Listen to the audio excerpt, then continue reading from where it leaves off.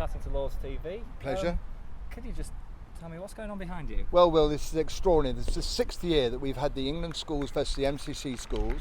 6 years ago, Keith Bradshaw came to a Bunbury cricket dinner and he said, Dave, what happens to the lads after Bunbury? I said, well, they go and play at academies and then they're signed on by their counties. He said, well, how about if they played at Lords? That's fantastic.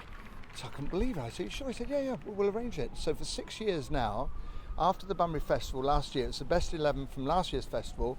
They come and play at Lords now every year against the MCC schools, and it's now a firm date in the calendar, and Derek Brewer's kept it going, and the MCC have done a fantastic job. Tell me a little bit about the Bunbury Festival itself for those that don't know that much about it. Bunbury Festival I started 27 years ago. The idea was to give under 15s the best chance to start that wonderful golden path to an England cap. So to play in the Bunbury Festival, you play for your school team, your county, your region. Then the 4 regions will come to a school. This year we were at Durham University, the following year before we were at Repton, the year before was Monmouth, next year we go to Oakham. And the 4 regions then play each other in a round robin tournament.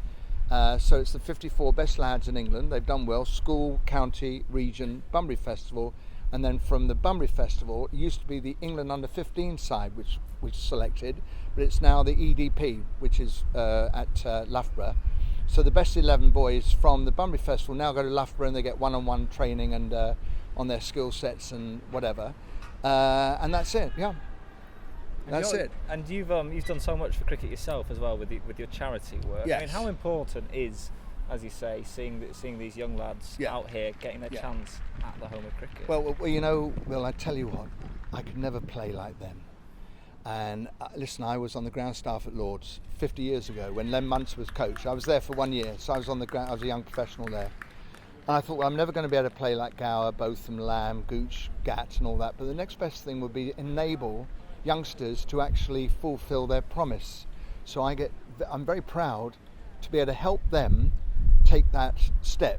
If you've got that talent, I was in the music business, Will. I managed the Bee Gees, Eric Clapton, all like that. Now, having talent's one thing, but being given the chance to actually take it to the next level is another thing, and that's what the Bunbury Festival does. So to see them play is fantastic. Sit up there in the tavern box and watch these boys play on this ground is phenomenal, because I could never have done that. So the next best thing is to enable them to do so. And you mentioned Joe Root a few moments ago. Can you name a few other players that have come through this system? Yeah, I can give you, well, there's 60, but going back it was John Crawley, Ben Hollyoak, Adam Hollyoak, Mark Butcher, Andrew Flintoff, Paul Collingwood. 9 of the 11 that played in the last test match were Bunburys. The only 2 weren't, was Peterson and Trott. So it starts off from the school playground when you've got 4 dustbins and a cone, and then you're seen you've got talent, and then you get into your school side, and then the local clubs will come down and play in the 3rd 11. You know, Old Mill Hillians or whatever it is, and then they're spotted. Then Middlesex schools say, come and have a trial for Middlesex schools. Then they do well, then they go for the South, and then they get into the Bunbury Festival. So they've all started, these lads, from the 4 cones in the dustbin, or the other way around. It all starts in the playground. It all starts when they're 4 or 5, Will. When Dad throws a ball and they hit it. There's nothing better than hitting the ball as hard as you can and throwing the ball as hard as you can.